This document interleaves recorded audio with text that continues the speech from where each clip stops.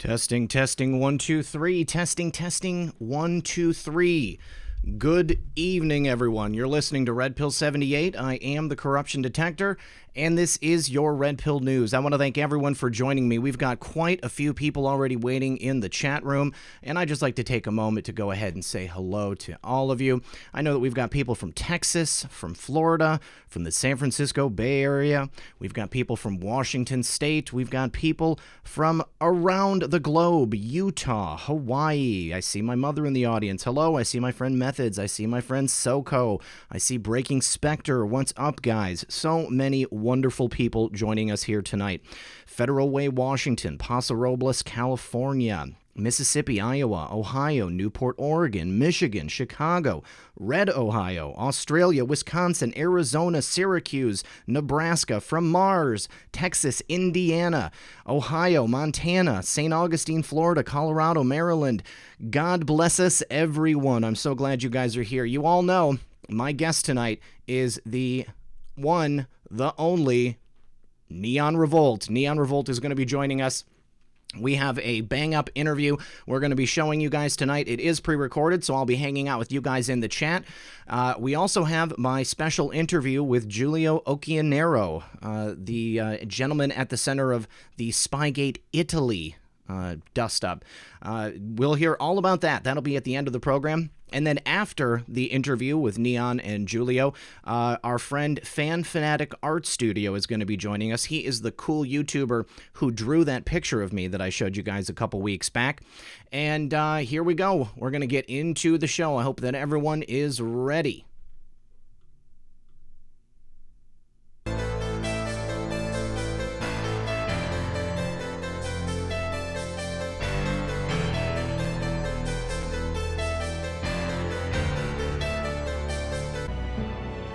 A unanimous act of Congress has sparked a $270 billion windfall across America.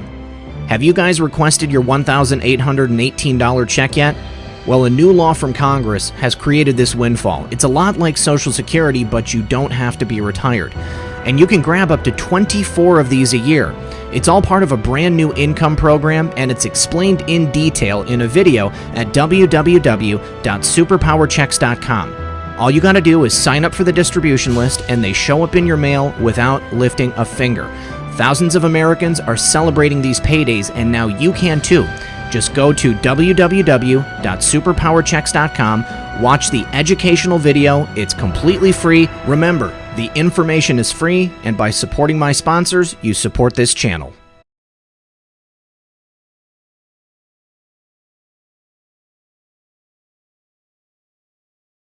All right, good evening, everyone. You're listening to Red Pill 78.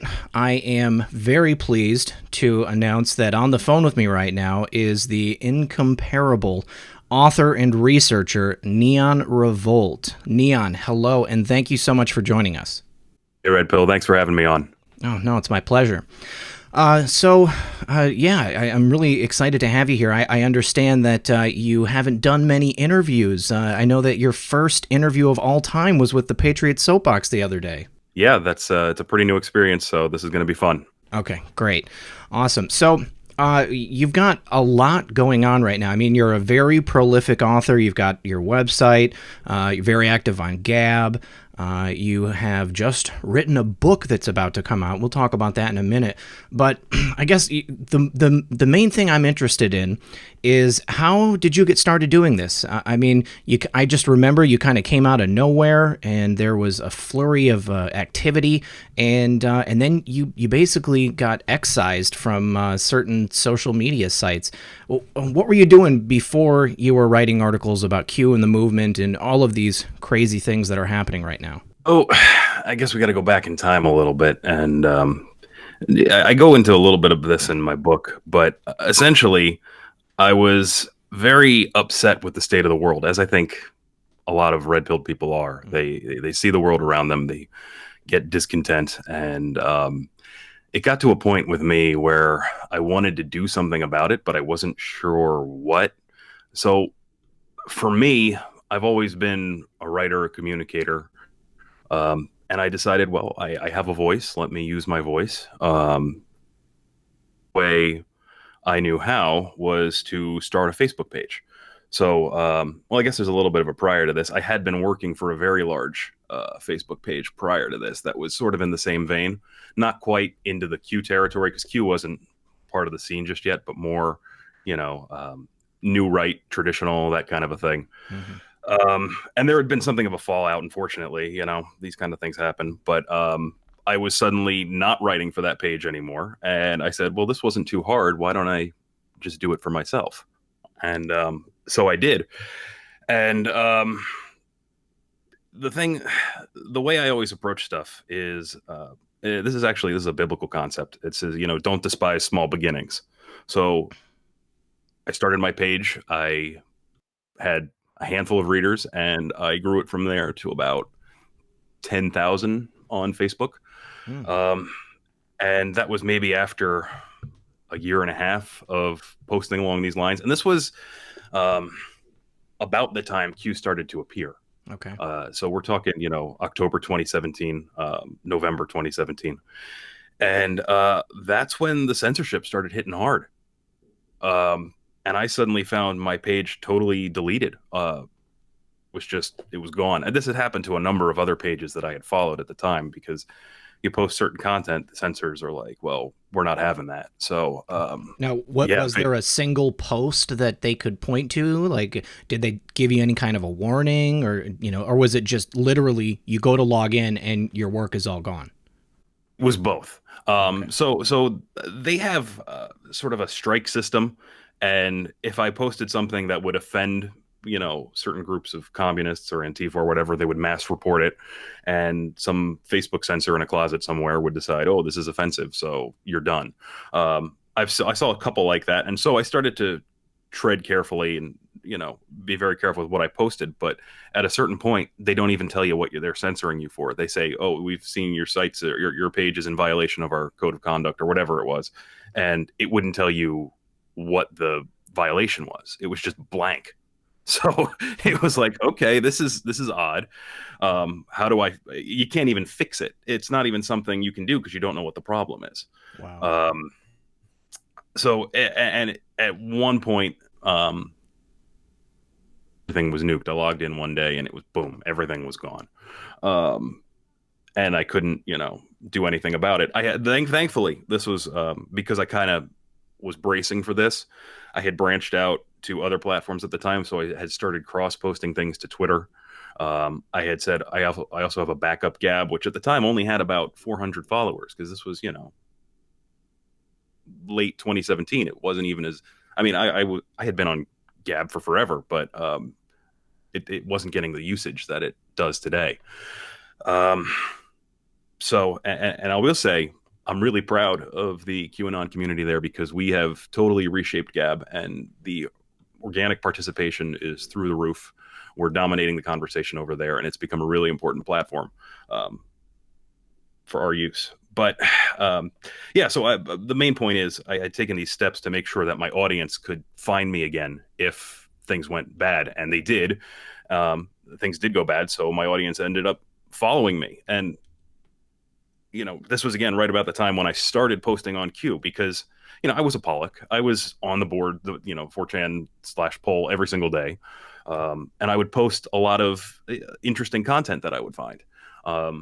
So we're going through the days with FBI Anon, Mega Anon, all these different voices, and then comes Q, and it was funny.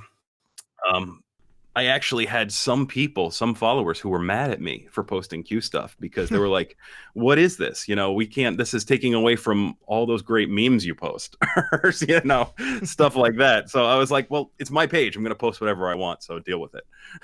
Whatever I find interesting. And I found this Q stuff interesting. Yeah. So I'm posting this as it's happening. I didn't, and this was before, any of the aggregators have come out. And this was before, things are getting slid off the board left and right. So I didn't see everything, but I saw enough to aggregate content that kind of just wasn't being aggregated anywhere else. And when I got so fed up with the censorship, I said, I need to be in control of my own platform. If I want to, it's like Twitter. I have a Twitter, but again, we all know how that ended up. I got censored from that soon too. But I really needed to be in control of my own platform. So that's why I started the site. And if you go back to some of those really early articles, they're really sparse. Some of them are just, okay, here's the new Q posts, or okay, here's a meme I like. That was it. It's not the, 10,000, 15,000 word articles that I'm sort of known for now. But I was just tracking it. And because people were starting to hear about it, but they weren't sure where to look for it. Yes. Especially because the boards are so hard to use. Mm-hmm. They would just search, QAnon, and my site would pop up and they would go to, and they'd be like, oh, okay, I can follow this. And I would, I tried to be smart with the way I got people notified. So for instance, they could sign up for notifications on the site, or they could go to my social media channels. I tried to make sure whenever I published something new, people would be able to find it easily. Because that's, I think, and this is something I wish other Anons would take to heart, is that we understand how to use the board. We understand how to sift through and disseminate information. But the majority of people who we need to accomplish the goals of this movement do not. Yep. And they will always have a hard time using the boards. They will always have a hard time sorting through the information. So the easier that you make it for them to find information, mm-hmm. the better it is for everyone. No, I totally agree, and that's definitely one of the things that I've that's one of the reasons I try to do this for my audience as well, is because I know my audience, I know their age range, and I know what their kind of comfortability is going to be with going on a place like 4chan or 8chan, or any type of board like that.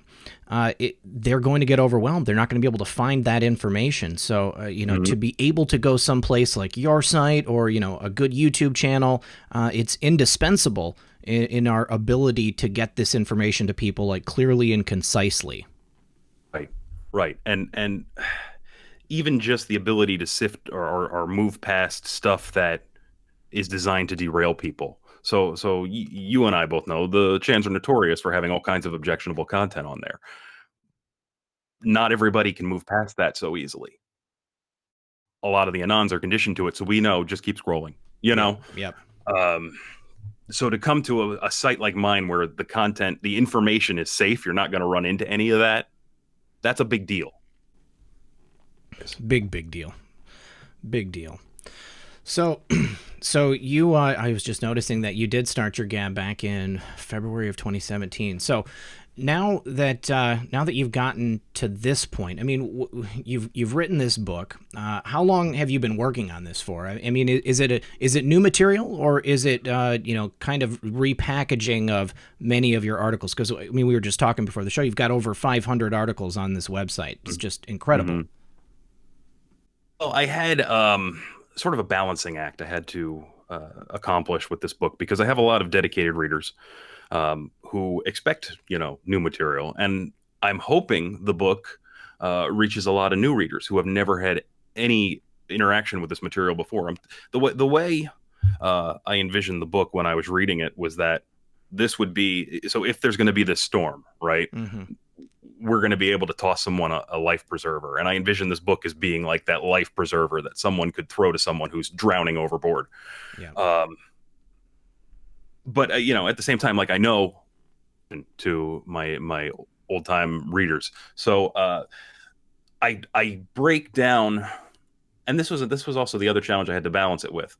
There are over 3,000 Q posts now, mm-hmm. so it's not so much what I choose to include; it's what I choose to exclude. Mm. I had to make a choice, what main points do I want to communicate? What's the most important stuff? So there is a lot of new information in here that I haven't really presented anywhere else, in bits and pieces. My biggest thing is that sometimes this is kind of funny. Sometimes I get accused of stealing information, right, by various shills. And the way I've always felt about it is, look, if you're trying to get people on board, we need to share this information as far and wide as possible. And I try to contribute my own for free, back to the movement. Viewed myself as something more of a curator with a research role on top of that. So I curate and I organize the information and make it presentable for people. But in the chapters of the book, I basically start each chapter with a Q post as sort of the lead in, and we move from there. So we get into some advanced topics like, especially with the history, the origins of the different cabal movements, the almost the minutia of these different esoteric movements that I haven't really had a chance to talk about anywhere else. We get into origins of what a lot of people might call Babylon mystery. We get into information about certain figures in the history of the cabal. So we talk a lot about, Aleister Crowley, or I'm trying to remember the name off the top of my head. It's escaping me at the moment. The rocket scientist who was the von major Braun. cult. No, no, no, Oh, no. He no. spoke to Werner von Braun. This is Jack Parsons. Jack Parsons, yes. Yeah. So there's a lot of that kind of history in the book. I think it's really interesting.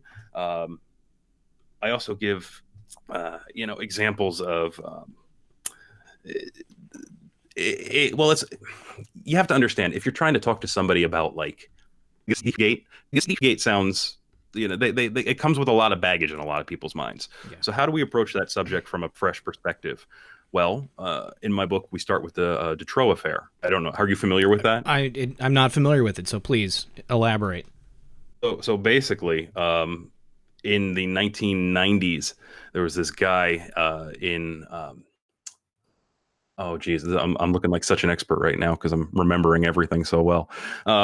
In Belgium, yeah. So he's in Belgium. There was this guy by the name of Dutroux who was caught with dead bodies and everything in his 7 households, and he was basically tried and convicted for trafficking children. He would basically snatch them up, and when he went to testify, he said, "No, I'm doing this for the elite." And they're being used in all these rituals. And there was a ton of collaborating evidence for this. And it involved a cult that called itself Abraxas, and just crazy. It's not this. The reason I include it is because this is demonstrable history anyone can look up on their own, but which most of us have not even heard about. And the thing is, it's happened very recently. Was he also holding his daughter like hostage? Or was that a different case? I don't believe so. I think that was a different case. Okay. All right. That's incredible. I mean, just the points that line up with the kind of things that we've learned over the last couple of years. I can't believe I've never heard of that. The more incredible thing is that it ties in with Springmeyer's research. So Springmeyer was writing about the it's the castle over there in Belgium, where the Mothers of Darkness have their 1,000 points of light ceremony, and this was happening in the same exact area. So, wow.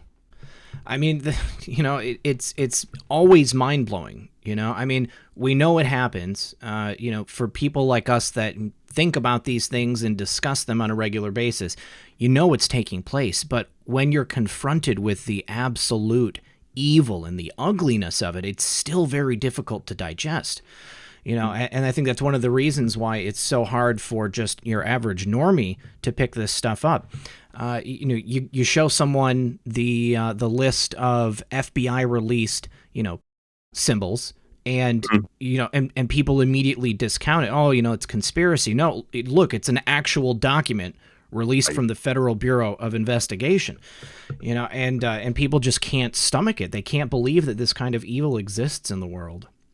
That's going to be the toughest part, I think, is making sure people understand the actual evil that's going on. And I even put a warning disclaimer on one of my chapters saying, "Hey, look, this chapter's tough. It's not for everybody," because we get into monarch mind control programming and the different programmers and the tactics they use, and just certain, for instance. This is one thing that I've recently learned is, do you know why they use the spirals in so much of those, that symbology? No, I don't. That, as far as I understand it, goes back to the labyrinth, the legend of the labyrinth and the Minotaur. Okay. So essentially, when you're creating an MK Ultra mind control slave, you're erecting amnesia walls. and basically trying to trap different aspects of a personality within their own mind. So they're creating the labyrinth. The labyrinth almost becomes an image of the fractured mind as they see it, and they can't escape. Wow. Yeah, so that's what the kind of evil we're talking about here. But again, and that was a perfect lead-in for me to talk about some of the historical underpinnings, because the Minotaur and that whole story ties into the cult of the Bull of Heaven. Tangent we talk about in the book. So there's a lot of fresh information in here that I think a lot of people it's gonna put a lot of pieces together for people who have been here from the beginning. And it's going to help everyone else who's brand new to this understand where this is all coming from, because this is not new at all. This has been going on for millennia right under our noses. Yeah, it's just hidden by different layers. What's really great in my estimation about a book, okay, it's tangible. There's a physicality. You can take it and you can hand it to someone, and there's a permanence there. Whereas, like a website or an email or even a meme, I mean, those things can get erased. They can get lost under, hundreds of pictures in your cell phone. But you give someone a book, and they can put it on their shelf and they can pick it up and they can read it. They're not going to be able to destroy this unless they go and they burn every single copy. But the likelihood of that happening is, pretty rare. And then also, like we were saying earlier with people going on the boards, you are going to have a certain set of people who are getting red-pilled, or those who are not yet red-pilled, who are absolutely never going to find themselves on, and on 8chan, let alone Twitter, So for you to give them the opportunity to read this stuff, I just think it's really, really important. Q has said, we are the news now, we are the media now. And I fully feel that books fall into that category of media. And like you said, digital communications are transitory and fleeting. It's a totally different experience to hold a book in your hands and be able to pour through the information at your own pace. Even my own site, like, yes, the articles are substantial, but it's very easy to click away. Or if you don't understand the context, because here was the other challenge. If you were trying to explain Q to someone from the very beginning, you could go through linearly and go through each and every single post and go through all the context from, anons and all the conversations that were flying on the board. That was my alternative, but it would take, probably volumes for me to do that.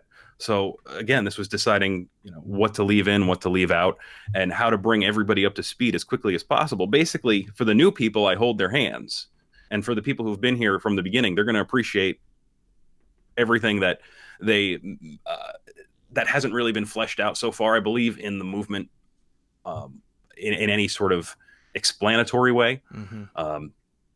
Stuff from a fuller perspective. That's what I guess I'm trying to say. Excellent. And, if I might say, you're quite the author. Your articles are exhaustive. Like, you do great research. They tend to be fairly long. I mean, each one of your articles on their own could have been a chapter in this book. You could probably just catalog everything together once you're all done, and then you've got your second book right there. Are you an author by trade, or is this something that you just started doing when you started recording the movement? I've always been a writer, but prior to this, it was focused mostly in screenwriting. I have attempted a novel in the past, and it was actually an adaptation of one of the screenplays I had written. And it took a back seat because this Q stuff started popping off. I had about, I want to say 70, 80,000 words written in that book, and it would probably be about 100 when all said and done. This book, if I remember correctly, is about 170,000 words. So that comes to about 440 pages. So and those are dense pages with, we we didn't want to make it over 500 pages because that's what it could have been. And we're not, that's not full typeset yet. We're still working on the typeset and getting some last minute details in place, just making sure all the pictures are sized correctly and everything's legible, and we're trying to be efficient and understandable, I suppose. All right. And now, as far as the pictures are concerned, are you just including photographs of people that you're talking about in the book? Or are you going to be including proofs and stuff from the boards? There is stuff from the boards in there. There are several memes. There are images of certain subjects. So we talk about at certain points Obama's mom. So there are some salacious pictures of her in this book I'm that familiar. people, yeah, yeah. Well, those are in there, and I think people need to see that Yeah. because that begins, part of the context for what I'm going to say about Obama's origin. Yeah. And there's also quite a bit of declassified documentation, so stuff like from the JFK files or the Warren Commission, those kind of things, just to give context to what we're talking about at any given moment. So I believe there are over 400 images, like 438. So there's quite a bit on top of all the words. So Excellent. yeah. If I can ask, who do you think Obama's real father is? Or is that a revelation for the book? No, I mean, I do talk about it in the book. Personally, I believe it's Frank Marshall Davis. Okay, me too. Me too. If you look at a photo of Obama and Frank Marshall Davis's other kids, Yep. they look identical. Okay. I've seen photos of Frank Marshall Davis and Obama side by side, and their facial features, it's strikingly similar, but I've never seen Frank Marshall Davis's other children and Obama next to each other. This was my issue because I actually thought they looked very dissimilar. I said, I'm not sure this is Obama's dad because they look too different. That was just my take on it. But when I saw the kids next to each other, it was like, oh my God, these guys are the same genetic line. See, I mean, there's points that are not similar, but there was a comparison shot that I saw of them side by side, and there's certain features that just struck me as dead on. So either way, I think it's definitely his dad. Now, as far as where people can get the book, you've got it listed on Indiegogo right now, and you're at an incredible 171% of your funding goal. And it's been up for how long? It's about a week now. About a week, yeah. I was gonna say, I mean, and you hit over 100% within 24 hours, right? I think it was just over 12 hours. We got over. Hours. We got. I know. So the response has been incredible. I would love to see this. The way printing works is we got to do it in runs, and because there's no real publisher who's willing to take on the risk of this book, they were all too scared. I basically have to do it myself. Yeah. So I want to get as many people into this run as possible because it's not going to be possible for me to sell it quite like this again. Mm-hmm. Just in terms of distribution and everything. This is a one-off kind of a deal. So my goal, I would love to see if I could send out 4,000 books in this run, that would be phenomenal. But we'll see if we get there. I'm really pleased already. Obviously, over 171% is fantastic. I can't complain. I'm not complaining. I'm just trying to be ambitious here. We've got 17 days left on this thing. So let's see how high we can get it. Yeah. I don't think it's going to be a problem. I think that you're probably going to have over 200% very, very soon. So. Yeah. I hope so. So great job there, man. Let's see. So getting back to some of your articles, we were speaking earlier, and I said I loved that the Hollywood Anon article. I wish that guy would come back. Do you have any theories about him as to who he might be? Yeah, but I don't want to particularly out him. Okay. I'm almost positive I know who he is. And if I'll show you privately a link later, and you'll laugh because you'll go, okay, this is the guy. But I don't want to, he said in his drops that you're talking about Renegade, right? Yes. Yeah. So he said that he didn't want to, I didn't want to endanger him. Let's just put it that way. I didn't want to endanger him in any way. I know that these Hollywood types tend to be affiliated with certain intelligence agencies and dirty tactics and red scarves, and you know how it is. So I don't want to endanger him in any way. And that's totally fine. I was prepared for that answer. And so I guess that leads to my other question, which was there's been some speculation that Hollywood Anon is no longer with us. So I would think based on your answer, the answer is no, he's not dead. He must be alive. Right. Yeah, that's what I think. I mean, unless they're hiding something big from us. Yeah, could be. Well, I can't wait for the interview to end now. Never said that before. So the article that we were talking about also earlier was your article on Pete Buttigieg. They want the keys to the kingdom. Unmasking Obama in whiteface. Tell me about this, because this ties into Franklin Leonard, and yeah, my pal. Oh, that whole Soros rent boy thing. That was great. That was a great thing to watch on Twitter. Oh, if you still search that term, his name still comes up. At least that's what it was last time I checked. That's hilarious.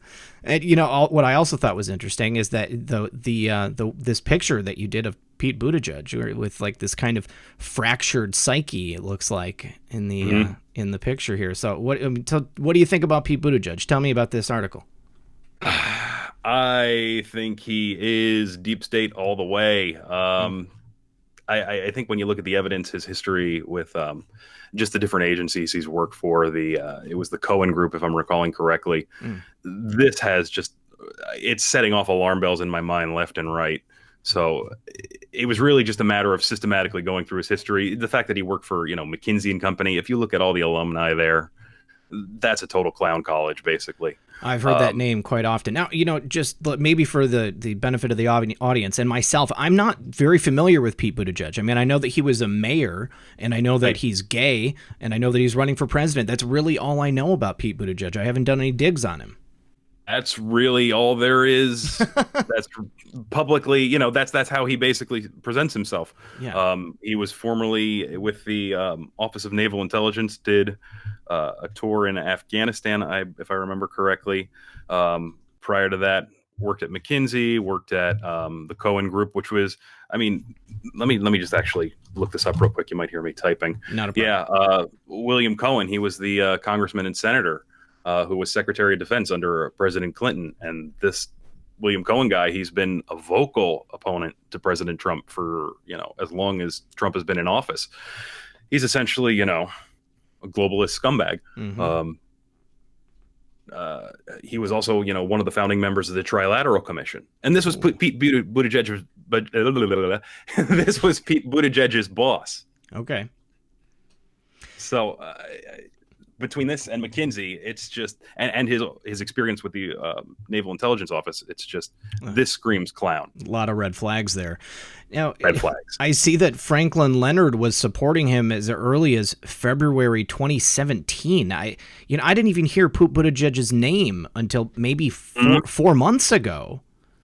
So, I mean, and this is the thing. My theory is that Franklin Leonard is himself tied to the clowns in some way. Yes. I'm not exactly sure. I have Leonard, by his own admission, working with 4 different Soros-backed groups. Mm-hmm. Leonard also previously worked at McKinsey. So, and this is what really set off the alarms. Leonard, to my knowledge, has not ever lived in Indiana, and he's not ever been to Indiana. So how would he know this guy? That was my next question. He's lived in Georgia. Yeah, he's lived in Georgia, Hawaii, and now California. So, and he's kind of the guy who, he's a coastal elitist who would despise flyover country. So why is he suddenly promoting this guy other than, And so I had to take a closer look, essentially. And then it's the way that Pete Buttigieg came onto the scene. Like, it was almost like he was their next replacement for Beto. Beto kind of fizzled out. People realized who he was and what he was about, and then they found someone, that was an even better candidate that they could lift up. I mean, he's intelligent. He's got this excellent history. He was a civil servant, and he's gay, and he's married. Right. He's got all the privilege points. Yes. So, but here's the thing that I think is scary. Paul tends to think in years and decades. They don't think necessarily in immediates. Mm-hmm. I don't believe Buttigieg is running for this election. Yeah. I believe he is running for the next election. I would agree. So this is just getting him established in the minds of the people. There was a whole media blitz on him. It was like every single, Time Magazine, Newsweek, everyone was running articles on him. Mm-hmm. In the course of it was just a couple weeks after I published this article. Mm-hmm. So I think we were able to just, by employing a little bit of scrutiny, preempt some of their narrative. Mm-hmm. Like you said, red flags left and right. So yeah. And this Trevor Noah piece right here. Who is Pete Buttigieg, and why is he killing it in the polls? What he was polling at 5%, 9%, not exactly killing it. Oh.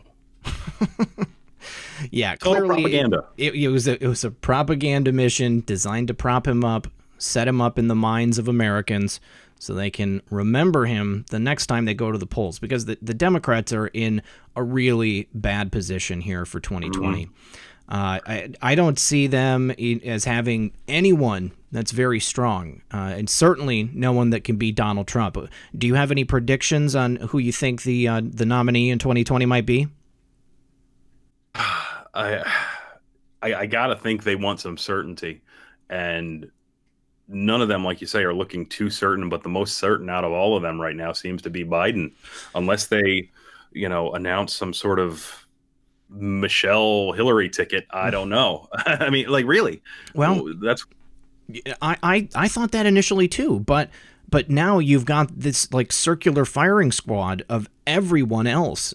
Just like pecking away at Biden. They are eroding whatever support he has right now. And no one is being lifted up any higher. Just seems like everyone else's margins are slowly being eaten away until you're going to have a split ticket of, 20 different individuals who each get, 5% of the vote. Right. Yeah. Right. So what does this lead to for the Democratic Party? I'm really not sure. And frankly, I almost don't care. Like, the longer they remain in chaos, the happier I am. Yeah. Well, I do have a question for you about Franklin Leonard. Sure. And it's only because you mentioned that you were previously a screenwriter.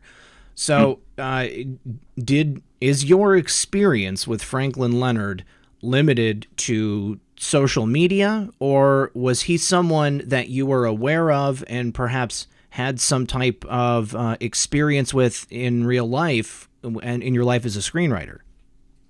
I'll say this much. I've never met him in real life. I have spoken to him through social media on occasion, and it wasn't initially confrontational in any way. Back when, maybe 8 years ago, when I was living in LA and pursuing this full time. I mean, I still consider myself a screenwriter. It's just this is all that's kind of taken a back seat to the work I'm doing right now. There are certain circles that screenwriters run in just because you're in the industry. So and I made brief mention of this on Gab, probably the biggest podcast that every screenwriter, frankly, still should listen to. Is the Script Notes podcast, and it's run by two guys. One of them is John August, one of them is Craig Mazin. I have met them both. They're both established screenwriters who are very successful, and most recently, you might know Craig Mazin from the Chernobyl series on HBO. So these are working professional guys. Yeah, I just finished it. Yeah, and I've heard it was very good. I never agreed with them politically. I've always been, to the right of center, and they've always been on the left side of things. But I want to say maybe around 2012 and 2014, they started bringing Franklin Leonard on their show. And the idea that Franklin Leonard presented was innocuous enough. He was basically... So it's been very hard to break through for anybody in Hollywood, as a lot of studios just don't take submissions anymore. They don't have like a writing department where they filter through stuff. In order to get recognized, the only path in those days was to basically either like win a contest, like a big contest, like the Nickel contest, or the other one that eventually came around, obviously, was the Blacklist, which is what Franklin what he started. And it just started out as a list. He was a producer in Hollywood who would basically question all his producer pals and say, what's the best unproduced thing that you've read this year? And he would basically take a tally of everyone, and they would vote, and he would compile this list at the end of the year. And that was the Blacklist. It was literally like a PDF you could print out. Then he changed it to, well, there's still the list still exists, and it's still regarded in the industry. And what you would end up seeing, this is important before I continue, is that within the next year or two, a lot of these scripts would end up selling and get picked up and get produced. So it became sort of a way for the studios to outsource their writing department almost, because the work was being done by someone else. And so it gained a bit of a reputation. And I guarantee you, we've all seen or at least heard of films that were on the list years prior. I know. I have, yeah. So I think one of the most recent ones was that Apollo movie with Ryan Gosling. I forget the name of that movie. First Man. First Man, thank you. Yeah, that was one that was on the list. No, I'm wrong. The writer was on the list with another script, but that's another example. The writer's career gets launched by the list, and then he's picked up for other projects. So he changed this several years later to having a site that you would register for, and you could pay like $50 or $75. I don't know what it is now for a read, and someone would read your script and grade it along a scale of criteria, and you'd get a number score at the end. And what I found crazy about it was that I had scripts that were placing on other industry lists, and like big, like they're going out to production companies and they're taking hard looks at them, and they would get scored on the blacklist by, and they'd end up at like a 6. And it's like, no, I know this script's at least an 8. So it's like, I've had other professionals tell me, it's so subjectivity aside, that's when I started to get skeptical. And I was like, well, sure, I could pay for another read and get another score, but that's I started joking. I started calling the blacklist the black hole. You could just keep chucking money into it and never see a different result. And that's when it's true. It's true. I started wondering, I became more skeptical to seeing like what was going on. And as I would listen to, this podcast where he would be interviewed and where these guys would interview him, I just kept noticing more themes about along the lines of social justice, SJW stuff, and diversity and all these, leftist buzzwords being injected into the conversation. And if you look now, the big thing at the time was the Bechdel test. So the Bechdel test, I don't know if you're familiar. This goes on in, Yes, I am. Go ahead though. Tell your the audience. Yeah. The Bechdel test, it started as a joke. It was a joke written by a lesbian comic book writer who said, if you have a story and you don't have at least 2 women talking to each other in a scene about something other than a man, you don't pass the Bechdel test. And it was started as a joke saying, if I was to give you an example of a movie that does pass the Bechdel test, well, guess what? Showgirls passes the Bechdel test. So, no, really. Exactly, cite that as a progressive feminist movie, right? Oh, good Lord. So but here's the thing, they took a satirical joke from a comic book writer and used it now as a real standard. And they've since, you actually get graded on the blacklist about whether you pass the Bechdel test or not.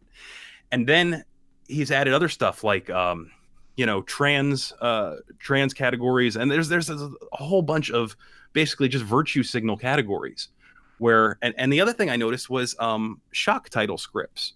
So within, I think it was the 2018 list, there was a script that got promoted. It made pretty high up on the list called "I Want to F Adolf Hitler."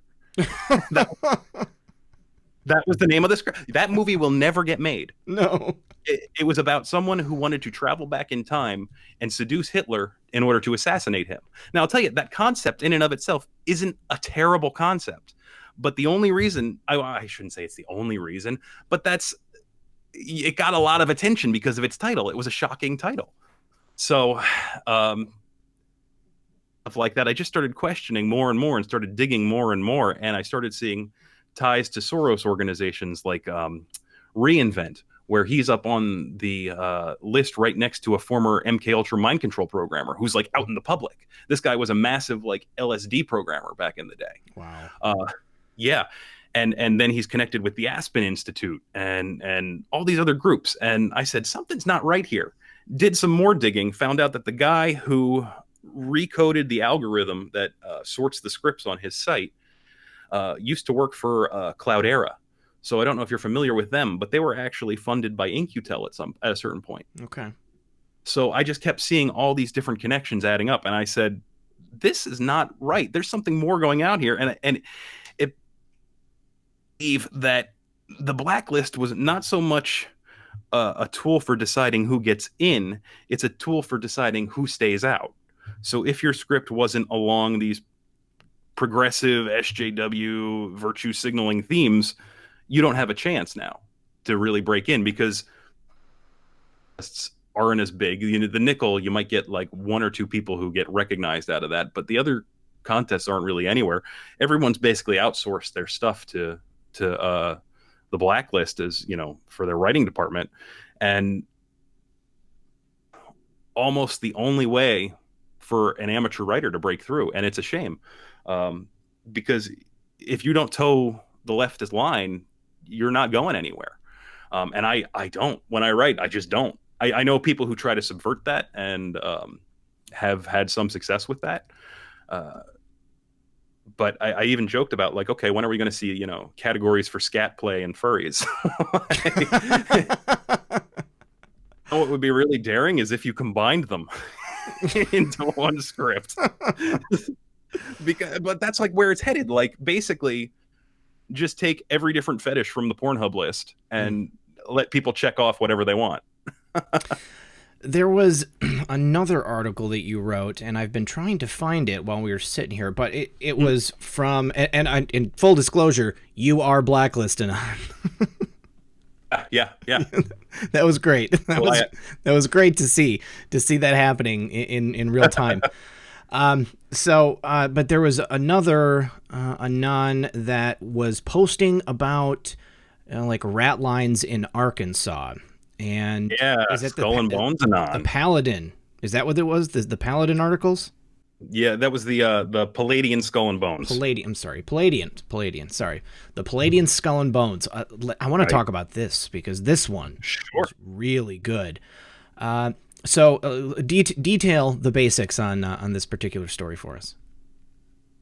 Well, I suppose it starts at a time when we were looking for, I don't want to say insiders or helpers, but there have been a history of helpers on the boards, and I guess a lot of people viewed this particular one as a potential helper. And I was keeping track of everything, even tangentially QAnon related, and this guy seemed to have a lot of inside information about the Skull and Bones groups out of Arkansas, which, you know, obviously that's where the Clintons are from, so it ties into the power structures there. And just by following the crumbs this guy was leaving behind, it actually led to a pretty interesting story. I was just trying to follow what he was dropping, much in the same way I would follow, you know, Q crumbs. So people, they understood from the get-go, this was not Q, this was someone else, but I found it really interesting, so I wanted to cover it.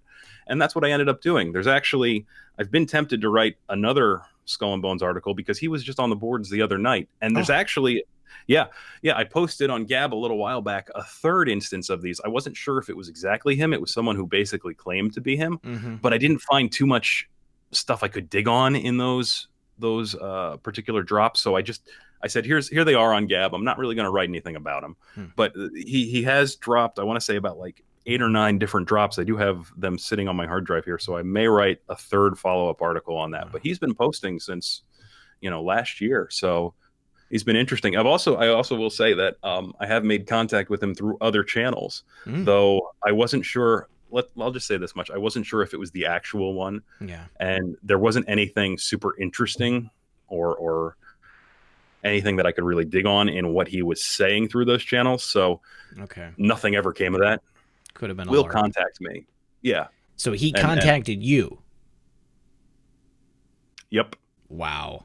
Well, where and that's the hard thing. Go ahead, sorry. I was just going to say that's the hard thing with this stuff. I mean, obviously there's some real gems come out of the boards, you know, but because of the anonymous nature of it, you have no way of verifying. I mean, unless you've got someone taking screenshots of themselves as that user posting at the time that they're posting it, you know, right. How can you possibly verify?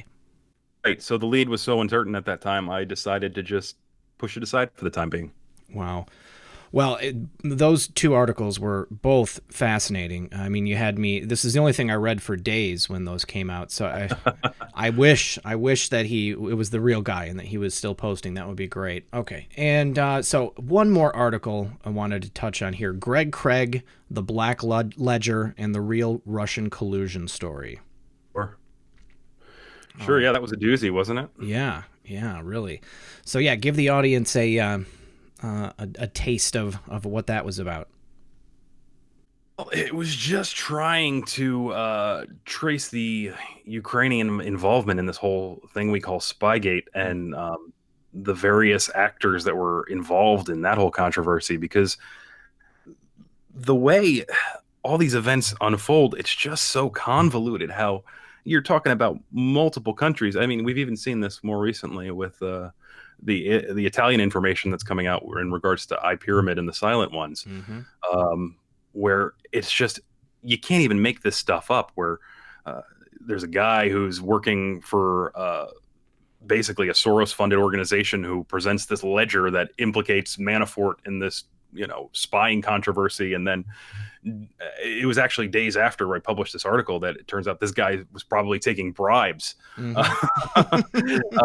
Jeff Carlson has done an excellent. I owe big debt to him in this article because I referred back to his excellent work, because this is it's an unbelievable web.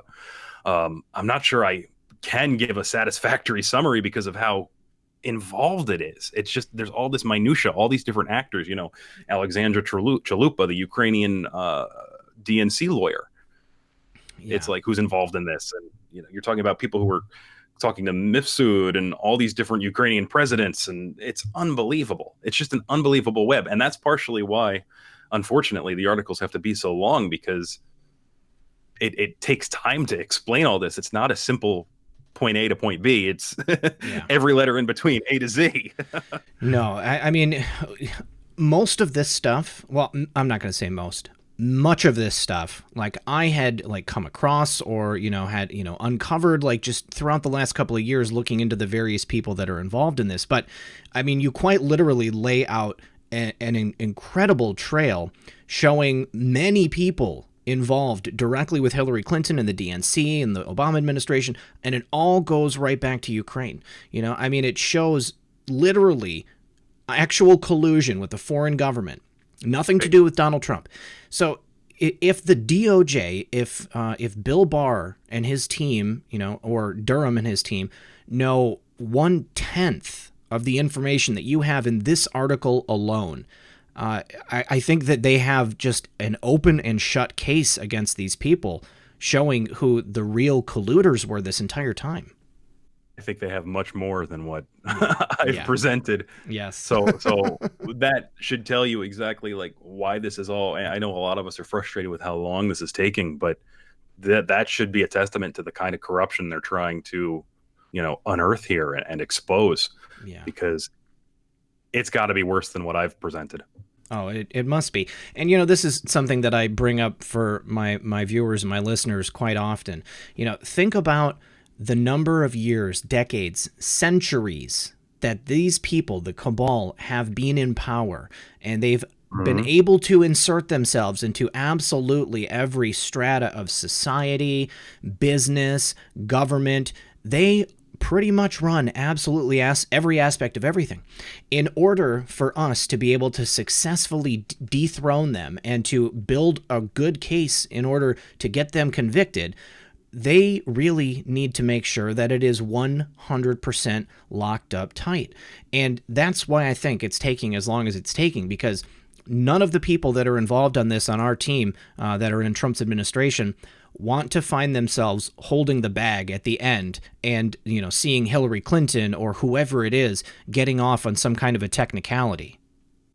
That's absolutely right. If they don't do it right the first time, it's going to continue. Exactly. So they have to nail these guys perfectly the first time. Yep. Has to be perfect. All right. So, well, you had mentioned the Giulio Occhionero and iPyramid. Let's touch on that, because I haven't told my viewers yet. Well, I mean, I told them that I was going to, but I was able to do an email interview with Giulio because he's unable to do anything on film or on audio. And Neon has been kind enough to agree to read Giulio's answers. I'll be asking the questions. Neon will read the answers. So I want to touch on Giulio's case right here. This is just another fascinating one. So This is unbelievable. yeah, so Giulio Occhionero, he's he's a physicist, he's a business owner. Yeah. He's an Italian Renaissance man, basically. I mean, he's very very smart. He's got a lot of talents. So he was part of an unsuccessful frame-up operation on Donald Trump, involving many people that have just recently come into the public awareness. You know, we had was it right before your article or right after your article that the Italian heads of several intelligence agencies had been asked to resign? Yeah, absolutely. Yeah. It was I think it was slightly before, Okay. if I remember correctly. All right. Yeah. So tell us about how did you come across Giulio? Well, this is the thing. I mean, because I've been at this so long, I've become, sort of an outlet in and of myself, and people will come to me with tips and whatnot. And one of my readers said, "Hey, I think you should check this out. This looks interesting." And I said, "Sure, I'll take a look at it. Give me the link." And when I started to pieces of the puzzle coming together, I went, "Oh my goodness, this thing is potentially huge. I have to talk to this guy." So, banned as I am from Twitter, I asked the reader who had sent it my way to reach out and get an email from him so I could speak to him.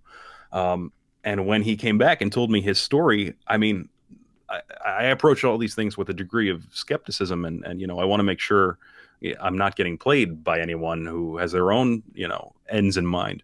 But I just could not believe the information that was coming my way. It was stunning. So I said, I've got to piece this together as best as I can for everyone, put the story out there, and make all the documents accessible so other Anons can start digging on it. And they've produced some amazing research since then. So I'm going to probably try to compile some new article along these lines soon. Good. But it's been an absolutely unbelievable story. And what's more is that it seems current events seem to be dovetailing with some of the revelations we've seen. So we've had different conferences by different leaders. Giulio at one point told me that my story, along with the Gateway pundits sort of reposting of it, made it all the way to the desk of the prime minister and the president in Italy. So it looks like, and then Renzi himself stepped down from the leadership of his Partito Democratico. And this is the former prime minister of Italy? Former prime minister of Italy who was colluding with Obama. It's the one we outline all the different meetings he had with Obama during the setup to this whole Spygate affair. So to see him step down and all these conferences and all these other heads of state step down, it's been incredible. I still need to approach this story with a degree of skepticism and caution, but so far I can't see a problem with any of the facts that I've been told. Everything seems to be backed by documentation and current events. So as long as I can, I'm going to try to keep following this story and reporting on it. But man, what a doozy. Yeah. And I mean, it's bearing out in real time. It's one of the reasons that as soon as you had told me about this article, I knew that I had to speak with Giulio and get him on the record here too, because it's just fascinating. I mean, the lengths that these people will go to serve their own ends. They just do not care who they sacrifice or whose lives they ruin in the process. Right. That's probably the most astonishing thing about this is if all this is true, you're talking about them ruining the lives of two completely innocent people. Mm-hmm. Yep. An enemy an ocean away. Yeah, and it's still ongoing. So hopefully this is going to turn out better than it has for Giulio, but he's still fighting. He's done so with just an astonishing, how do I put this? He's a real fighter, man. I've been amazed at what he's done. Well, I mean, you're talking about he's in jail and he's filing all these criminal complaints against the people who were conspiring against him while he's in jail. Successfully by himself. So did he not have adequate representation while he was in prison? That's a question for him. I'm not 100% sure. I didn't think of that until just now, so I'll have to ask him a follow-up.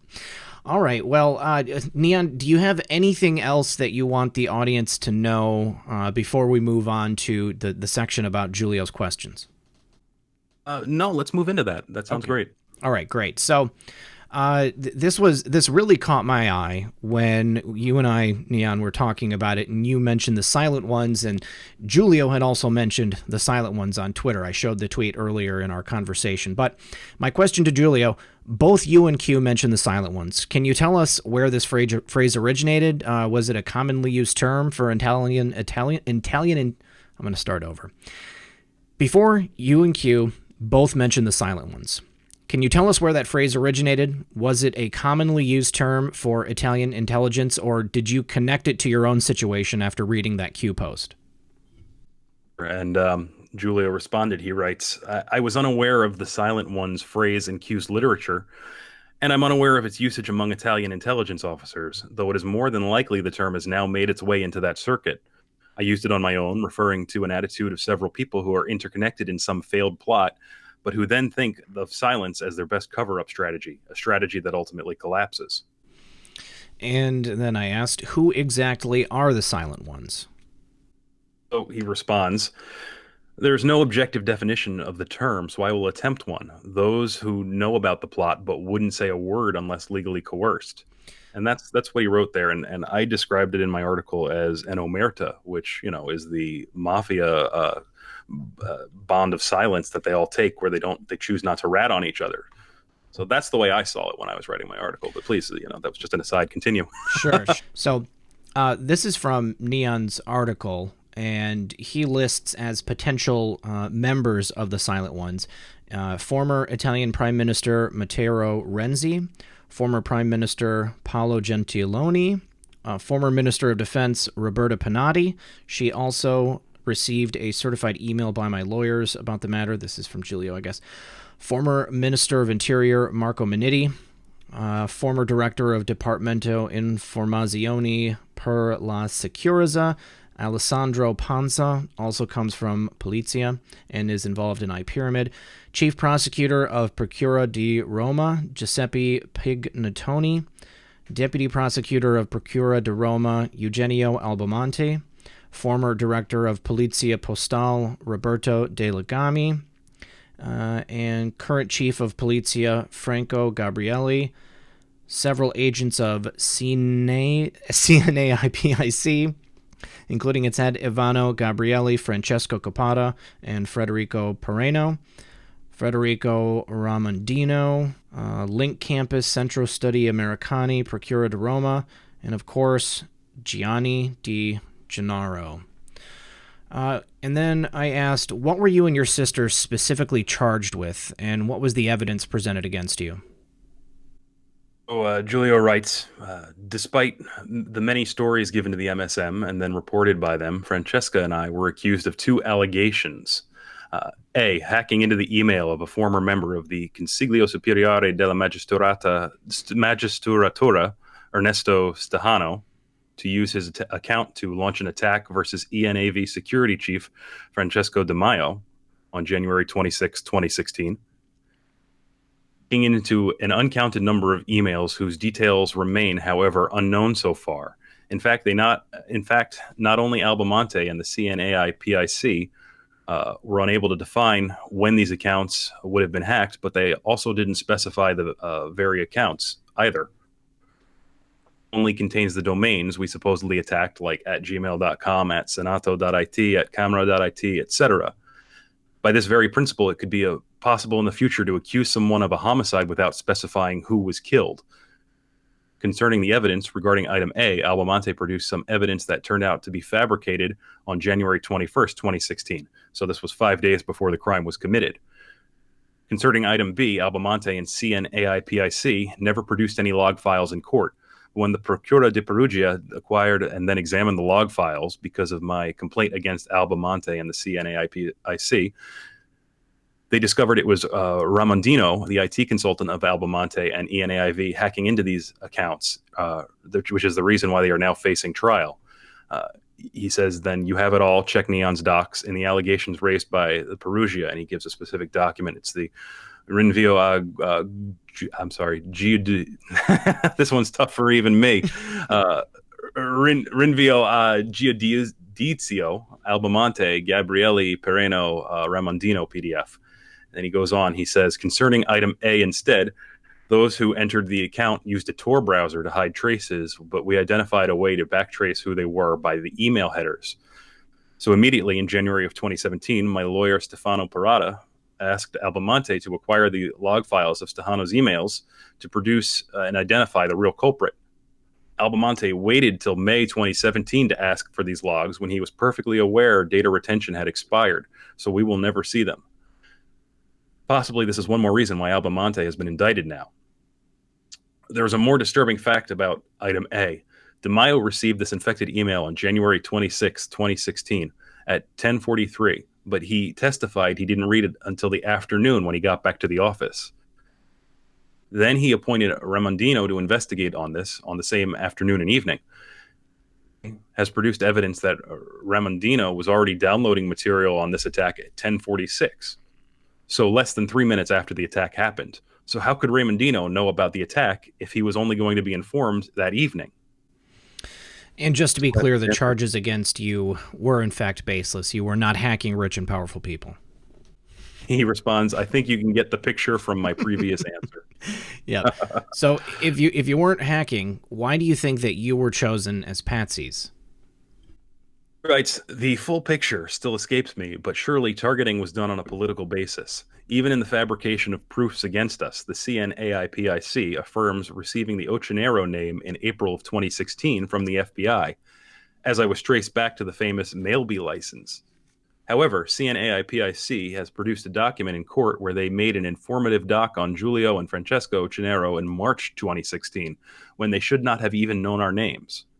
Moreover, they only received a delegation to investigation from Albemonte in May 2016. So investigating an absence of delegation was also a crime. Appetite for the Occhioneros. So in the first NeonRevolt article, it's mentioned that in your defense, you point to several contradictions and suspicious circumstances. Can you detail any more of those for us? There are bunches of contradictions, but most of all, false statements. I have filed a complaint against the judge Antonella Bencevini as well, because in her motivations for the sentence, she made 21 different false statements. Check Neon's doc, Nuovo Esposto ed Integrazione Perugia.pdf. However, my lawyers want me to leave this here because an appeal is pending.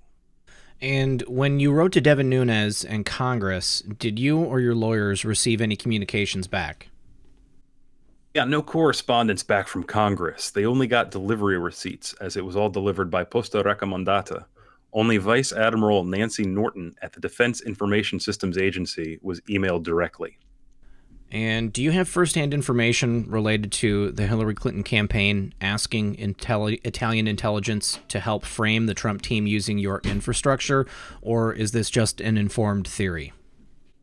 This is obviously a theory, and surely there hasn't been a direct request from Hillary to Italian intelligence. Any such request must have gone through the government of the time.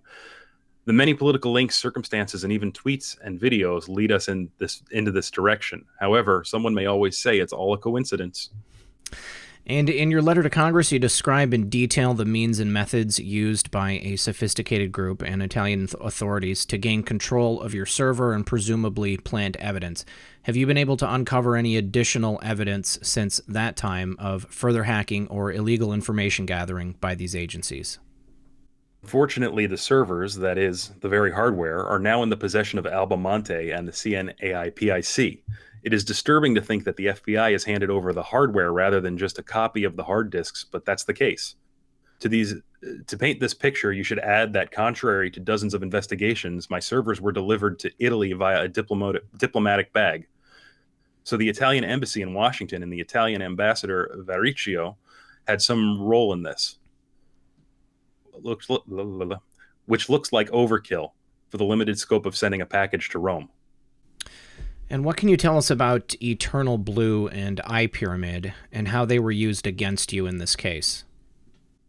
Can say that the CNAIPIC has affirmed using Eternal Blue in its investigative docs against my servers. Concerning iPyramid, this is still a wild misconception out there, but there has been no iPyramid malware deposited in court by Albamonte, only a script that would supposedly download the malware. The entire trial has been conducted in iPyramid's absence without the Judge Benjavini ever raising an eyebrow. I think the very reason why they coined the name iPyramid is because I have been the owner of that domain for more than 15 years. So that would link to me. The domain was widely used, as it is presumable, for lodge correspondence, so it was well known to hundreds of people. But again, one thing is a domain, the other thing is a malware name. It hacks into what? Okay, so recently there have been several resignations of high-level Italian authorities. In your opinion, have these been directly related to evidence you've provided or any reporting by NeonRevolt? Resignations in Italian intelligence have been asked by PM Conte before Neon's articles, but it is my understanding that it is well linked to the matter. The silent ones usually go through silent turmoil in these cases. And in the NeonRevolt article, you help lay out the direct connections between Joseph Mifsud and several key players included in your own case. Have you yourself ever met or interacted with Mifsud or any of these individuals who can be identified as the silent ones? Roberto Di Legami, who is Mifsud's friend, was head of the investigation against me. Then these people, including Albamonte, happened to all teach at Link Campus now and again. Check Neon's file Nuovo Esposto ed Integrazione Perugia.pdf. Furthermore, Francesco De Maio of ENAV is now surfacing to be somewhat involved in the monitoring of the Trump campaign associates' flights to and from Italy. Giuseppe Esposito was vice chairman of COPASIR, the Italian Parliamentary Supervisory Committee on Intelligence. He was the one I wanted to meet when I saw CNAIPIC attempting to hack into the U.S. servers in front of me. At the time, all I thought he was playing on their side. I all but thought he was playing on their side. George Papadopoulos affirms meeting both Di Legami and Esposito along with Mifsud at Link Campus. As for Mifsud, I never met or knew him, but as a son of university professors, I can tell you I don't ever recall my parents going to a hotel abroad with one of their students supposedly presented as Putin's niece. So it looks to me like the Occhionero family still has a lot to learn about academics, beyond perhaps the current subjects of theoretical physics and sociology. Funny guy. Yeah, he is. All right, so you speculate that Gianni Di Gennaro is the redacted, confidential human source in the Bill Priestap testimony, based on Gennaro's comfy relationship with Mueller and the way the testimony could indicate the FBI CHS is a member of a foreign government. Gennaro connects directly to Mueller, Polizia Italiana, Department Informazioni Sicurezza, Centro Studi Americani, Leonardo Finmecciana, and is an FBI Medal of Honor recipient. Now that Mueller's appointment has ended and we seem to be seeing fallout from this operation among Italian intelligence, does Gennaro have a current active role in the Italian government? Gennaro is currently chairman of Leonardo Finmeccanica, which is Italy's weapons conglomerate. Even though this is not a government role in the strict sense, it is, however, still a company controlled by the government, so the chairman is appointed by the government. This very fact and Di Gennaro's renewal circumstances in his charge I leave to your speculation. Di Gennaro's mandate is going to expire shortly, and he is said to be aiming at a seat on Consiglio Nazionale di Difesa. The very matter I raised in my letters to Congress, saying that it all entails to NATO and its security, is apparently not a joke. And do you predict any future resignations, and who might you see stepping down? It's hard to predict when resignations and beheadings will begin to flow, but I'm sure we will see more than one. Any predictions on the upcoming press conference scheduled for 6:15 today? Conte's conference has now gone with little show. As a final consideration, I want to emphasize that media diversions like Russiagate and iPyramid have a wider scope of distracting attention from covert operations of those who need some chaos to stay below the detection threshold. In this very way, a foreign police force has been hacking into U.S. cyberspace for now 3 years at least. They have both impersonated Microsoft's digital identity and uploaded dozens of infected apps to Google Play Store. They have attempted taking control of a server owned by a U.S. company in front of me by the most blatant and arrogant of hacks, attempting a remote desktop session from their laptops and IPs. While this was ongoing, and while Politico and The Guardian were more than happy to celebrate the iPyramid Russiagate cases, foreign agents went in and out of the U.S. within the framework of some ops the American people should possibly know about. So don't let them fool you. He continues, sorry if I have been short here and there, but I have to balance it all with my own defense. Best regards, Giulio. Well, thank you, NeonRevolt, for helping answer the questions for Giulio there. I'd say those were excellent questions. Those were all that really helps inform some of the gaps that were in my story, and I think people will really appreciate some of this content here. Awesome. I mean, I really appreciate you saying that, because as once I got the questions from him, I immediately had like 10 more follow-up questions. So what I'm hoping is that after he sees this, then I can send him another email and I can get another response back from him, and perhaps you can join us again to read those responses in the future. Sure, I'd love to. Okay, awesome. Listen, NeonRevolt, thank you so much for coming on the show. I've had a great time. I really appreciate it. I wish you much success with the book and with all of your endeavors. Is there anything that you'd like to remind the audience about? It maybe places to go find you. I'll have a link to all of your social media addresses, as well as a link to the book on Indiegogo. But anything else? Yeah, everybody pretty much knows where to find me, neonrevolt.com. I'm also on Gab. Like you said, you'll link those below, so I appreciate that. If they're looking for specific information about the book, they can find everything by going to neonrevolt.com/revolutionq. And no, just thank you for having me on. This has been a great time. I really enjoyed talking to you. I think we had some great answers for the people here that, I think everybody will really appreciate. So again, thanks for everything you do. This is a tremendous, tremendous operation you have here. All right. Well, I really appreciate that. Okay. Thanks for joining us. And thank you all for sticking through the interview. It has been a blast. I want to thank everyone for joining me. As always, this has been Red Pill 78. I am the Corruption Detector, and this is your Red Pill News. Good luck, everyone, and God bless. Don't go anywhere, Patriots, because we have another exciting interview coming up in just a moment. My friend Brian from FanFanaticArtStudio. But first, a promise is a promise. We made it to 1,000 likes. So I promised I'd sing Amazing Grace. This is in reference to the tweet that Methods put out earlier today. So we'll do that, and then I'll do one more. Amazing grace, how sweet the sound. Was blind, but now I see. I think that's all I remember, guys. I can do this one too. Once upon a time I was falling in love, but now I'm only falling apart. Nothing I can say, a total eclipse of the heart. All right, we're going to get Brian from FanFanaticArtStudio on the line right now. Give me just one moment, guys. I'll get this going. I hope everyone enjoyed that interview with NeonRevolt as much as I did. Yeah, you'll have to turn off the sound on the stream. All right. Okay, so don't worry. You are not being shown on the live stream. We will be able to see each other as long as your camera's on. But nobody will be able to see you, okay? Let's see. I'm going to put you on this side. And I just want to thank everyone for sticking around. We have another exciting guest right here, right now, is my good friend, Brian from FanFanaticArtStudio. Brian did an amazing video not too long ago, just a month ago. He drew a picture of me and the animals, but not only that, he also made an amazing video. He did like a whole skit and all this stuff. So, Brian, is it okay if we go ahead and play some of this video for the audience so they can see the picture? Sure, that's fine. Go ahead. Okay, great, guys. So let me get this going for you here. Oh, I got to turn that up. Started. I just opened up an online t-shirt store, so you guys can go check that out. Link is in the description below. Please check that out and help support my channel. Listen till the end of this video and you'll get a coupon code for 25% off. All right, enjoy the show.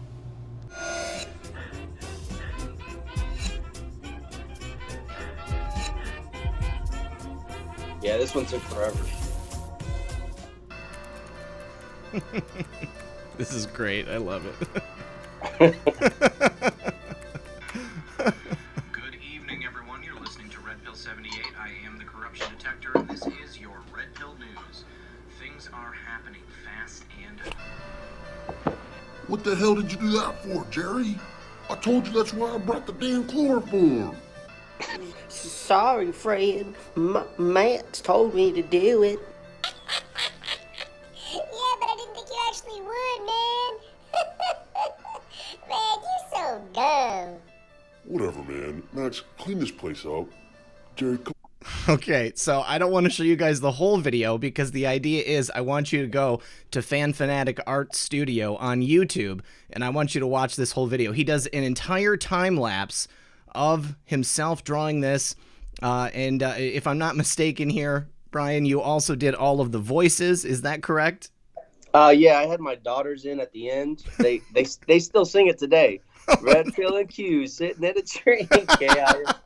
It's so funny, man. They just randomly say it. But yeah, I did 5 of the voices, and my wife is in there, and my nephew-in-law, he also did the voice. He actually was you as a child. Excellent. That is so cool. Yeah. You did such a wonderful job on this, and I just wanted to thank you for putting this together for me. And you sent me the actual original drawing. You put it in a frame. You matted it. Yeah. I mean, you're just amazing. So, how long have you been an artist your whole life, or is this something that you just got into recently? Well, since the last time we talked, I thought about it because I never really thought about it before, but like I told you, I drew that Fred Flintstone when I was 5 years old. After that, I just did some paintings, nothing serious. And the only time I got into drawing was in high school and at the end of high school. And so my teacher, you know, I was rebellious and I didn't do all my work. She told me to, she had like projects that you had to do. And I never listened to the projects, but she didn't care because I was such a good artist. She just let me do whatever I want. I aced it.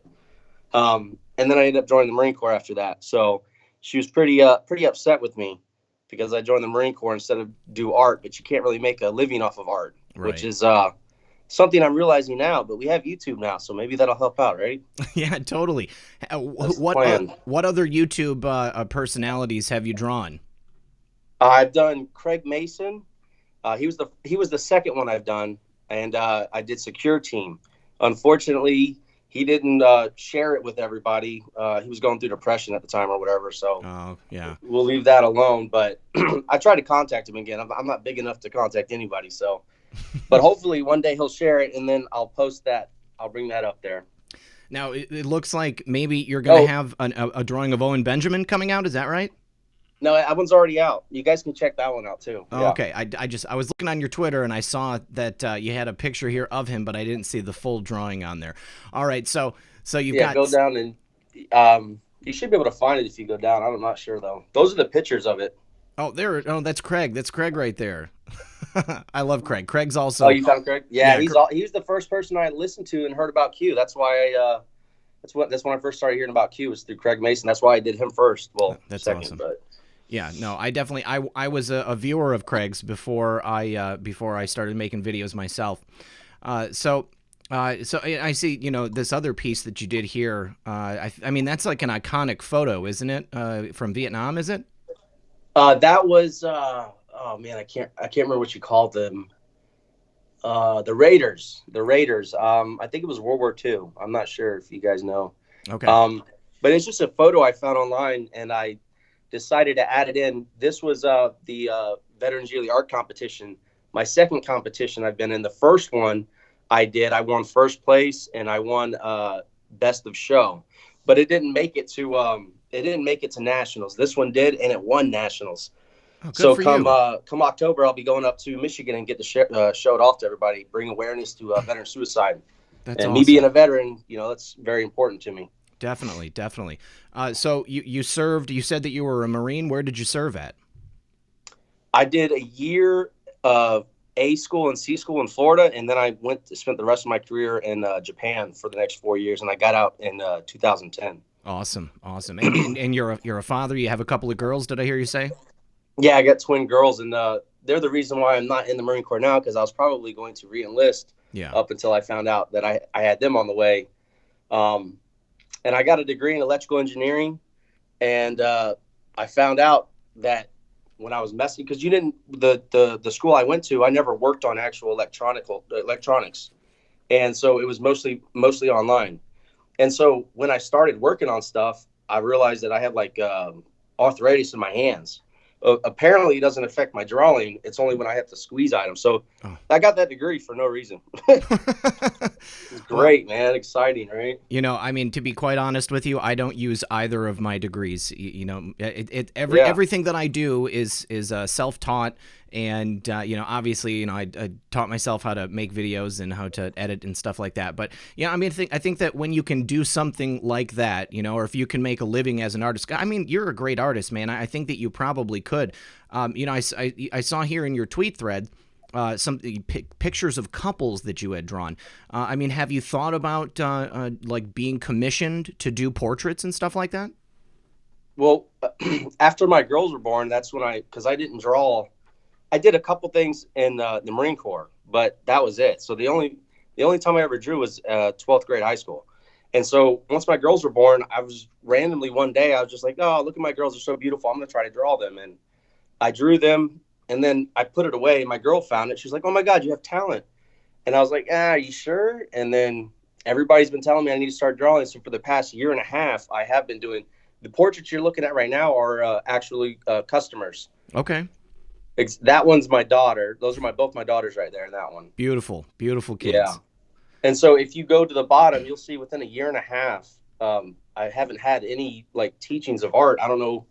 I've watched a few YouTube videos, but you can see how much better I've gotten. And yeah, I'm pretty excited to keep this going for a long time. Well, I think it's pretty amazing. Oh man, that one's super cute. I've got glasses, so I have a soft spot in my heart for kids with glasses. That's the first one I drew. That's great. For like 7 years, I didn't draw, and that's what I came out with. Well, for not drawing at all for 7 years and then just picking up a pencil randomly, I think you're incredible. You know, when I saw you, your work initially, I assumed, oh, this guy must have been drawing his entire life. You know, I know this must be something he's doing every day for the last 30 years or something. But, you know, to hear that it's just something that you started doing again recently, I mean, my hat's off to you. That's so great. So, so what else do you want to tell us about yourself? I guess I could just tell you about my channel. I want to do more political things. Mm-hmm. You know, I definitely want to do Trump one of these days. And that'd be good. I mean, obviously, I'm not going to get him to sign that. Because that's what I'm doing now. Like Owen Benjamin, if he ever opens his box, his art piece is in his wherever he keeps all his boxes at on his farm, and all he has to do is open it. But he hasn't opened any of his boxes, he said. So one day he'll open it and he'll get to see it, and that'd be great because I want to see his reaction. He's going to open it, you know. But I want people to. I'm trying to get him to sign it, and then I can sell the signed prints to fans, and I haven't asked you about it, and I didn't want to do it live, but I was just wondering. I don't know if your fans want to sign, print from you. I'm not sure. You know. I mean, I don't know. I mean, if I would be happy to do it for you, so that if it's going to help out, if people want it and it will help kick off your career, then I'm more than happy to do it for you. You're a great artist. I think that you're going to go far. I mean, if I were you, I mean, I would seriously think about trying to do portraits, be commissioned to do portraits. You could do like logo design, man. This is incredible. Like, I can't draw, in any sense of the word. Like I put my fingers on a pencil and I touch a piece of paper and it just gets a bunch of smudges everywhere. It's no good. No, I got you. Yeah. See, when you do commissions, it's really, you don't make a lot starting off, and then once you sell it, you can't sell it again. Then nobody's going to want to buy a family portrait of somebody that nobody knows. That's why I decided to do YouTubers, and only YouTubers that are like follow Q, follow Trump, for America. Right. And I want to stick with that. And so, actually, if you get a hold of, I think he was on here earlier, True Reporting. Yeah. He commented and asked me for a drawing for him, and I said, "Yeah, man, I can do it." But he never got the comment because everybody's busy. I will be happy to put you in touch with Thomas. Thomas, if you're still listening, I'm going to put you guys in touch. I'm going to get you guys into a group message tonight, and I think that he would totally appreciate it. And I'm sure he'd love to have you on the show once it's done too. Thomas is one of my best friends. He's a great guy. Oh yeah, he sounds like a good guy. Yeah. I listen to him. I listen to him as much as I listen to you. Cool. Well, I'm sure he appreciates it. So do I, for sure. I want you guys to check out that Owen Benjamin one because that one is funny. I listened to him for like a month straight, which I do already, but I went back to all the videos that I never listened to. And I don't know, I just put so much into it. His kid's got a cigar in his mouth because he calls him Winston Churchill, and he's got a suit on. And he's crazy, man. Owen, he knows what he's talking about though, but he's a comedian. That's the problem. Yes, you don't know when he's joking. He I like Owen Benjamin. You know, I mean, I think he's a good guy. He's a family man, which I have to respect and appreciate. And I mean, I love what he's doing by just like trying to homestead. You know, I mean, like living off the land, and I mean, it gives you a far greater appreciation for life. And just everything, you know, when you're out there and you're making a living on your own and you are literally living off the land. This Owen Benjamin one is amazing too. This is great. You know, I wish that he would open the box because this is a great drawing. I can't believe he hasn't opened the boxes. That's like the funnest thing to do. You get something, you get like a letter from a fan, and you know, it lets you know that you're making a difference. You know, that people are interested in what you have to say. So yeah, Owen, if you're listening, you need to look at your mail, buddy, because this is so cool. Also, Vincent James, Vincent James from the Red Elephants. I want to do him too. Oh, he's a good guy. I don't know Vinny, but I mean, he seems like an approachable person. I mean, I think I know people who know him, so maybe I could help you get in touch with him.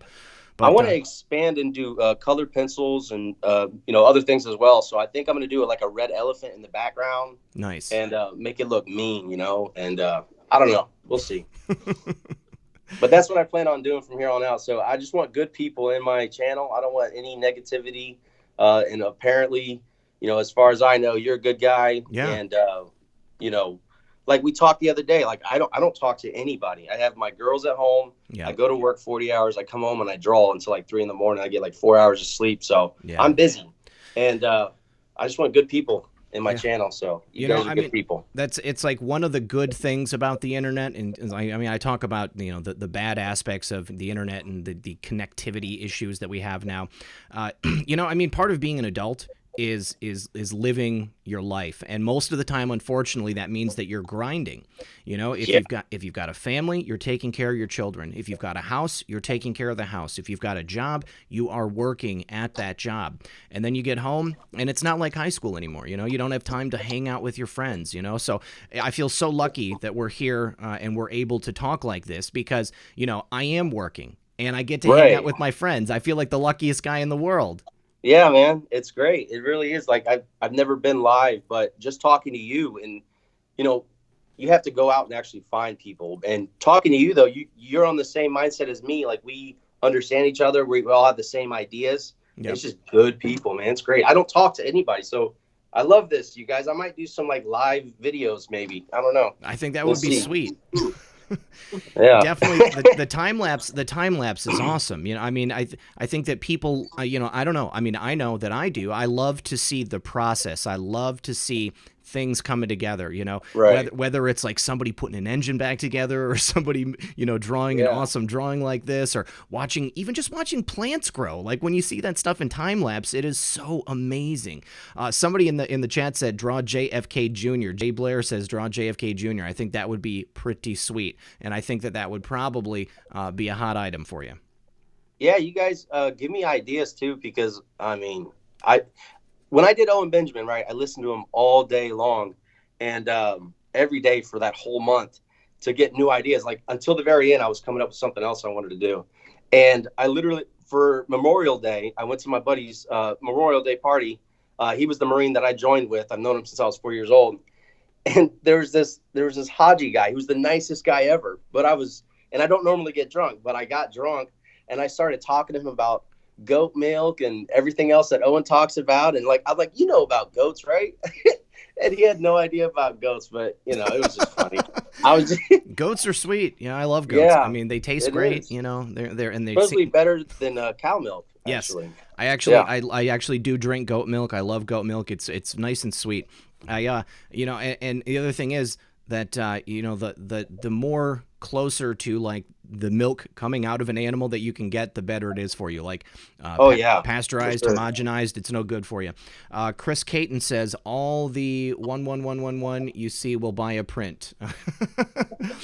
They'll buy a print. But take a look at this, guys. You can see how Brian created this frame and this matting for Owen Benjamin's picture. That's exactly what he did for me. But I showed a picture of it here on a video a month ago when he sent me the picture. And then I also put it on Twitter, so you guys can go find the actual picture all together, sitting in my office if you go and check out the Twitter. All right, so yes, I will be happy to sign a bunch of prints. I know that people in the audience have already said that they would like to purchase a print. And awesome. all proceeds will go to you and your family. I'll be more than happy to help you out with that. And then you said that tell us again about your what you're doing with veterans. You said that are you just like drawing and then joining this contest, or is there anything else that you're doing? Well, with the contest, a buddy at my work, everybody here is like, why are you working here? Because I work at the VA, and everyone was like, why are you working here? You need to do something with your art. And he found a competition thing. I didn't even think about joining competitions, and it wasn't for money. So I wanted to do something for veterans since it was for the VA. And so I was like, I know that not just suicide and being a veteran, suicide's a big deal, but also depression, because that leads to suicide. So I wanted to do something that was, like the next one I'm going to do in January. I'm going to take that whole month off, and I'm going to draw another one. My wife was a Navy corpsman, and so I'm going to do something about Navy corpsmen. The guy's going to be laying in a bed, and he's going to be missing his legs, and she's going to be looking at him and smiling, and the guy's going to be looking at her smiling, and she's actually sad inside because she knows he's dead.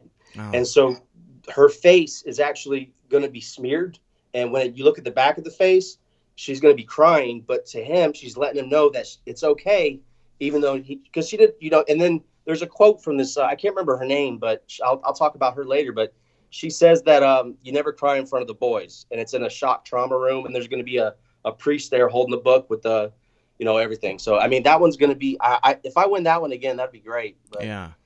Well, good stuff, man. Anytime you can do something with a message.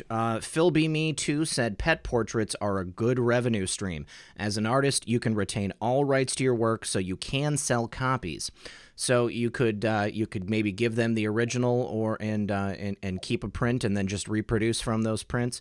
But also, Method said if you did a Pepe, that would probably be gangbusters, too. I did. Well, if you look at Craig Mason's, he's got 4 Pepes in there. Watch his video. He's the ringleader of a circus. I saw him with the top hat on. There he is. I see it. And you also got the clowny too. and he look. He's got a Q hiding tattoo on his neck. He loved that, man. He was like, "That's awesome." That's great. I see that now. That's so cool. All right. Well, Brian, anything else that you want to tell the audience before we say goodnight? Thank you, Red Pill. I just want to tell you thank you, man, because I only started out with 130 subscribers, and the second person I draw, or third person rather, you let me on your show. I really appreciate it, man. You're a good guy. No, and I appreciate you saying it. Everybody, make sure you go and check out FanFanaticArtStudio. My friend Brian on YouTube. You can also find him on Twitter, and that would be at FanFanaticArtS1. And, Tanette Booth said you should do a Where We Go One, We Go All bell with the White Squall theme. I think that would be great, too. Hey, you guys can find my email in my About section on my YouTube channel, and just go ahead and email me, fanfanaticartstudio@yahoo.com. Look at that. Give me ideas. I would love to help you guys, correlate with you guys and figure something out. Let me just see. It's probably in the About. Yep. Yep, on YouTube. Oh, you know what? I don't see it, buddy. I don't think that it's in here. You got, It might- I see a bunch of other links, but you do have an Etsy for prints. You got your Twitter, your Facebook. You do have a Patreon. You've got your T-shirt shop, and then Instagram and BitChute. Okay, awesome. Yeah. Awesome. Well, listen, man, I want to thank you for coming on the show, and I will be talking to you afterwards, so I'll make sure that we get you in touch with a couple of other Patriots, some other YouTubers, people that you can draw, and I think that it'll be great. Everybody, Brian's got 140 subs. I know that because I'm on the page right now. So, 158. You went up by almost 20 in less than a minute. All right, that's more awesome. subscribers. If you subscribe more, I'll give some free prints out. There you signed go. by Red Pill. There you go. Oh, awesome. You guys, you hear that? Sub to Brian, and then you'll be able to win a print of me and the animals, and I will sign it. All right. So, again, here, you know what? I'm going to give the link to you guys in the chat box. There you go. That's a direct link to sub to Brian at FanFanaticArtStudio. I'm also going to give you a direct link to his Twitter. All right. So, Brian, I want to thank you very much for joining us tonight, and we will talk to you again soon. All right, guys. Take care. Thanks for having me, man. Peace, brother. See ya. All right, awesome. That was great, you guys. Brian's an amazing artist, and he's a veteran, and he's a proud father of twins. I've only got one child. I can't even imagine having two of them that are exactly the same. Very, very cool. So, you guys, we've got about 20 minutes left. I thought that we would go through a couple of stories that have happened over the last couple of days. And don't forget, if you sub to Brian, then you can get in on the contest and you can win a free print of yours truly with the animals, and it will be signed by me. All right, so I do have a couple of thank yous I need to say for, actually just one, Purple Patriot, thank you very much for that super chat. So right here, you guys remember we almost went to bomb Iran, but President Trump pulled the plug at the last minute. Well, as soon as President Trump announced that we were going to bomb Iran, once Nancy and Chuck found out, there was some video footage caught of them dancing and celebrating in the streets of Washington, D.C. It appears to show them celebrating just outside of the Situation Room meeting on Iran, where President Trump originally told them that they were going to go ahead and bomb the heck out of Iran. Well, that didn't work out for them. It didn't work out for them well at all. And this is that was 412 and on, you guys. 412 and on is also a great channel over at Patriot Soapbox. So thank you for that tweet, 412 and on. I was looking for that video. So Methods found this post on Infinite Chan talking about what was going on. So right here, this person says, somebody said Trump is a Machiavellian manipulator like the world has never seen. Well, Trump is very, very intelligent, okay? He knows how to play a situation. He says, my take, Chucky is an Israeli citizen. Nancy never saw a war she couldn't profit from. POTUS likely told them that he was going to strike, and when they tracked the leaks they made to the New York Times, to Mossad, and to other congressional insiders and traders, telling people to, like, buy Northrop and Lockheed, then when they leaked the targeting info, POTUS's team tracked the ELINT and asset positioning of our allies and enemies.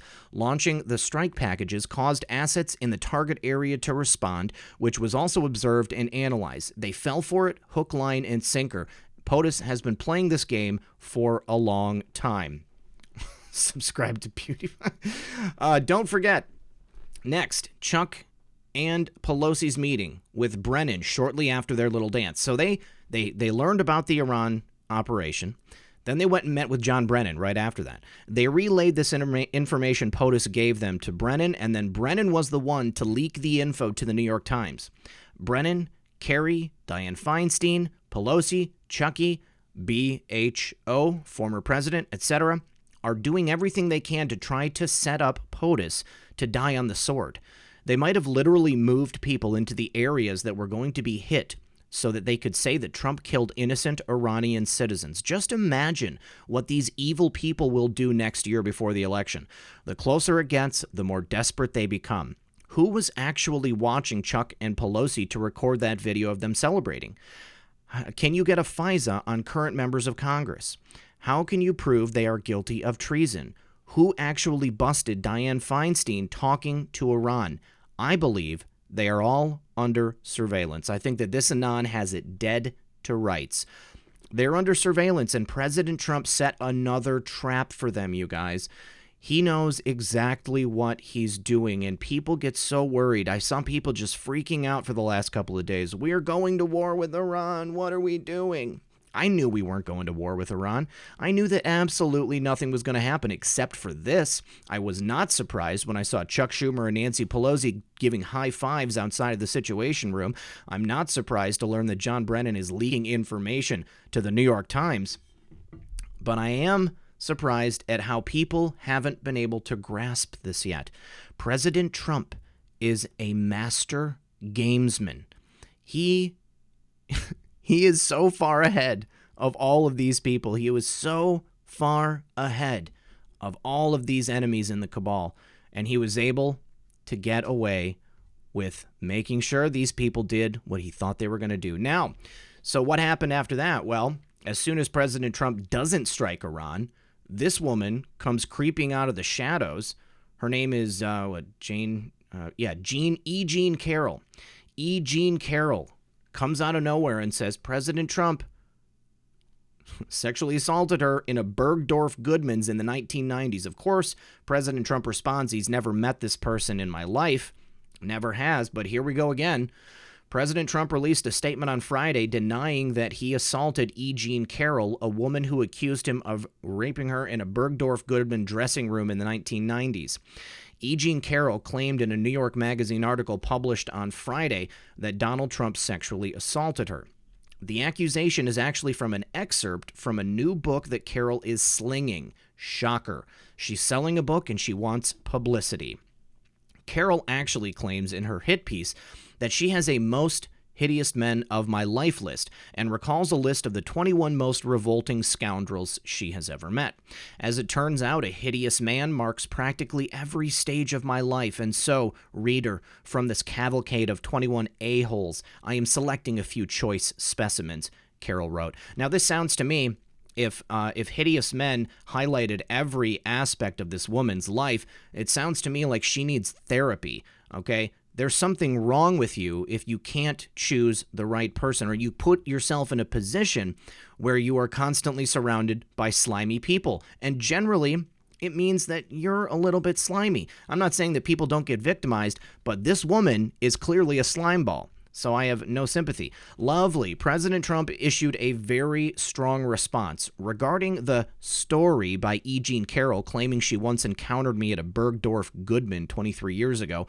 I've never met this person in my life. She's trying to sell a new book that should indicate her motivation. It should be sold in the fiction section, the president wrote.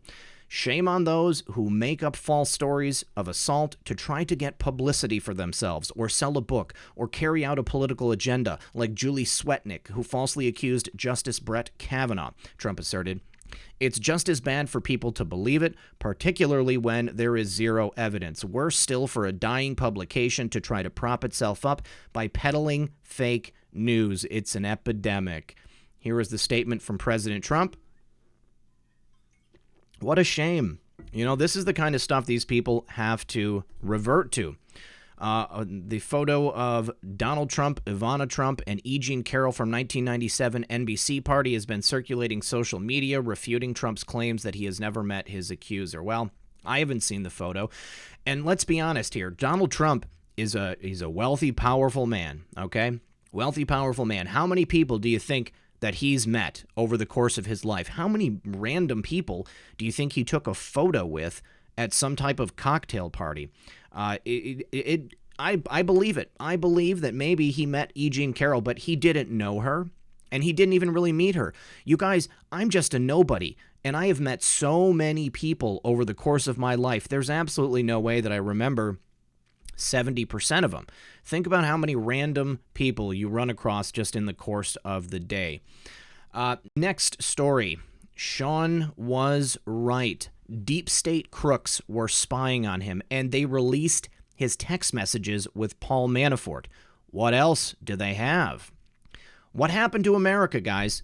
Why are criminal thugs in the U.S. Department of Justice allowed to spy on and leak personal text messages of ordinary Americans? Why are these same thugs allowed to make up evidence to spy on Americans and then lock up their political opponents in isolation and jail them until death? So this is America after Obama. In April 2017, there were rumblings online that Sean Hannity and Blackwater founder Eric Prince were spied on by the former presidential administration, and it looks like those rumors were correct.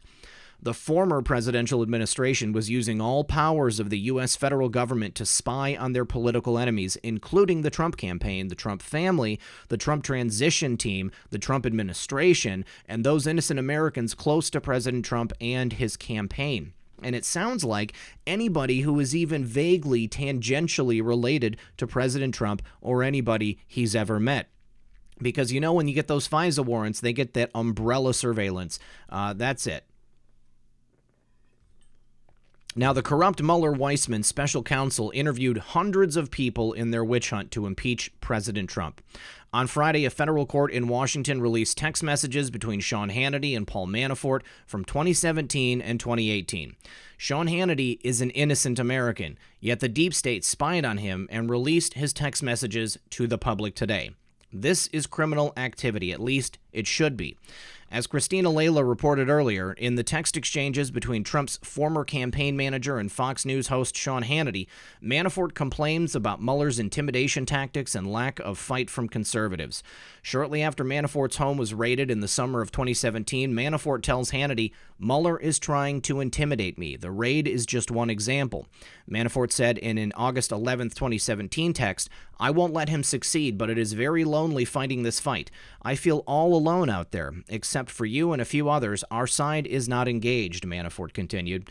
Hannity responded to Manafort's August 11th text message and rightfully pointed out how corrupt and biased Mueller's special counsel team was. "And I'll continue to talk about the fact that we do not have equal justice under the law," Hannity said in a text, one of his best lines. "A two-tiered justice system. Look at Mueller's team, all Clinton Dem donors, no Republicans, judge now a Dem. I am officially worried for this country that we love," Hannity said. This afternoon, Hannity responded to the release of his private text messages. "My view of the special counsel investigation and the treatment of Paul Manafort were made clear every day to anyone who listens to my radio show or watches my TV show. The corrupt liberal deep state is warning all conservatives. They will destroy anyone who challenges their criminal cabal, and so far they are getting away with it." You know, I was not surprised by any of these text messages between Paul Manafort and Sean Hannity. There's nothing bad in here. There's absolutely nothing at all that he needed to be worried about being leaked. It's the fact that they leaked them, the fact that they were spying on him, the fact that these people are willing to do anything to take down their political opponents. What kind of a country do we live in, guys, where you can't have a private conversation with a friend? You can't have a private conversation with a journalist. Instead, you know that absolutely everything you do, say, or think is being broadcast to the clowns in America and to their cronies in whatever other foreign political spying operation they have on you, you guys. You know that nothing we do is sacred anymore. Nothing we do is private. Nothing we do is between us, okay? All of it is being watched, and this is the kind of stuff that we need to make sure gets done away with. We cannot live in a country where we have no privacy. We are owed that by virtue of our own Constitution. We have the right to unlawful search and seizure. We have the right to privacy, and we don't have it anymore in America. This is something that President Trump must address. All right, because it was used directly against him. It was used directly against people that he loves, his family, his friends. And yes, Chubby Cox 13, it has not been sacred for a long time. You know, it's just that I'm here right now talking about it. And it's so in your face. It's so in your face. They just put it out there. They don't care. They want us to know because they want us to be afraid. I feel like we're living in Black Mirror right now, you guys. So Sean Hannity, and by the way, the text messages were sent over to me directly by Methods. Thank you so much, my friend. Hat tip. So Sean Hannity basically is just, he's consoling Paul Manafort telling him that he's not going to let this story die. It is incredible that they would leak this. There's nothing here. All it shows is that Sean Hannity's a good dude. It shows, I can just call you Chubby, okay. It shows that Sean Hannity's a good dude. It shows that Paul Manafort knew from the start that he was being railroaded. He was being pushed to the side. He was ruined. His life was ruined because they didn't want him there for Donald Trump. Maybe he was doing too good of a job. Just disgusting. Disgusting behavior by these people. All right, we've got 6 minutes left, so I've time for some good news. Just in, ICE is set to begin a pre-dawn immigration raid in 10 major U.S. cities on Saturday. Woo! So they're sent to begin these raids with court-ordered removals in 10 cities beginning Saturday. President Trump said on Monday evening in a pair of tweets that ICE will begin the process of removing millions of illegal aliens who have illicitly entered the U.S. According to reports by Crap News Network and the WAPO, the raids are going to begin on Sunday, guys. ICE agents will likely execute pre-dawn raids starting Sunday, targeting as many as 2,000 migrant families facing deportation orders in as many as 10 U.S. cities, including Houston, Chicago, Miami, and Los Angeles, reported the Washington Post. The agency is planning to use hotel rooms as temporary staging areas to detain parents and children until all the members of the family are together and ready for deportation. And here we go. An illegal being rounded up right now by our lawfully deputized people in ICE. If you're here illegally, then you should be removed, acting head of ICE Mark Morgan told reporters Wednesday during a call. And in this case, that includes families. I'm sorry to say it, guys, but just because you're a family doesn't mean that you should be able to stick around and be here illegally. There are other families who are looking to come to this great country in the correct way. Field agents at local field offices are receiving briefings and trainings, according to a senior immigration official, again reported by Crap News Network. Due to law enforcement sensitivities and the safety and security of U.S. immigration and customs enforcement personnel, the agency will not offer specific details related to ongoing enforcement operations before the conclusion of those actions, ICE said in a statement Friday. We will not broadcast our playbook. Well, now that the illegals have been tipped off, they will likely flee to another hiding spot. So yeah, it makes a lot of sense why this was all reported by ICE and, CNN and WAPO, because now their friends in the illegals that are just infesting our country, they've now been tipped off, and hopefully ICE is going to be able to still find them and get rid of plenty of them, because America is full. You know, we need quality immigration. We need quality legal immigration. These people who are coming here illegally, we can't abide by it. We've been abiding by it for far too long, okay? We've been putting up with it for far too long, and the people in our law enforcement community who should have been doing something about it, they weren't, because they were told not to by the former administration and the holdouts that have been left over from that administration. But you know what, guys? There's a new sheriff in town. President Trump is cleaning up America. He's cleaning up the swamp, and it's time to go home, guys. Sorry to tell you, time to go home. And a little bit more on the Iran thing. So there's a coalition of Never Trump feels huge letdown after Trump pulls back on the bombing out of Iran. President Trump reportedly authorized and then canceled a retaliatory attack on Iran Thursday night for the downing of a unarmed U.S. drone the night before. Look at that. President Trump, he's so strong. Pundits later speculated that President Trump called off the attacks after watching Tucker Carlson Tonight on Fox News. Look at that. Tucker, he's got that reach into the White House. I would love to get a picture of President Trump watching my show. Not everyone was so pleased to see the president's restraint. The Never Trump crowd, who have opposed Trump since the beginning, were especially upset with the president's restraint. Here's war promoter Bill Kristol, former editor for a failed news organization. So we face a serious foreign policy crisis in which all options present dangers and difficulties with a deeply unserious president. I, of course, very much hope the crisis works out satisfactorily, but I tremble for my country when I reflect that Donald Trump is president. Well, sounds like you are still just hurt, Bill Kristol. Oh, and here's Trump basher Ben Shapiro, guys. This is why I don't like Ben Shapiro. Disproportionate response to attacks on U.S. assets are a good way of showing our enemies that we will mash them if they continue to escalate. The U.S. doesn't want war. You know who doesn't want war even more? The Ayatollahs, who will find themselves quite dead if war occurs. Why, Ben Shapiro? Why? President Trump is cleaning up this country. He is doing such a good job. Oh, Max Boot. In March 2016, 122 GOP national security analysts warned that Trump would use the authority of his office to act in ways that make America less safe and which would diminish our standing in the world. The Iran crisis shows we were right. No, you're not right, Max Boot. President Trump is making the world safer. He is taking us out of these endless wars, and he is stopping people like you, these warmongers, these war hawks. You thought Red Pill 78 is Ben Shapiro? I'm not Ben Shapiro. Representative Adam Kinzinger says America is facing a crisis in confidence. The former president's decision to cancel a strike in Syria in 2013 has had ramifications that are still being felt today. I don't believe that. We cannot let the provocations and attacks by Iran go unanswered. No, we don't. We do not have to allow them to go unanswered, but bombing them into the Stone Age is not an adequate response for one guy shooting down an unarmed whale-watching drone.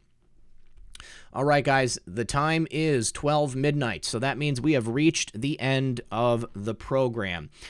We lost a couple of viewers there at the end of the NeonRevolt interview, but we got them back. We're almost up to 2,000 people again. So I just want to thank everyone for being here this evening. I want to thank NeonRevolt personally. I want to thank my friend Brian from FanFanaticArtStudio, and I want to thank all of my mods and everyone who is viewing this program right now. I literally could not do this without you. I love you guys. Do not miss tomorrow's show at 9 p.m. Eastern Time. My friend and author Christopher Fogarty is going to be here. He is a researcher, an author, and a historian, and you are going to want to see what he has to say. All right, everyone. I want to thank everyone for joining me. As always, this has been Red Pill 78. I am the Corruption Detector, and this was your Red Pill News for Friday Night Livestream. Good luck, everyone, and God bless.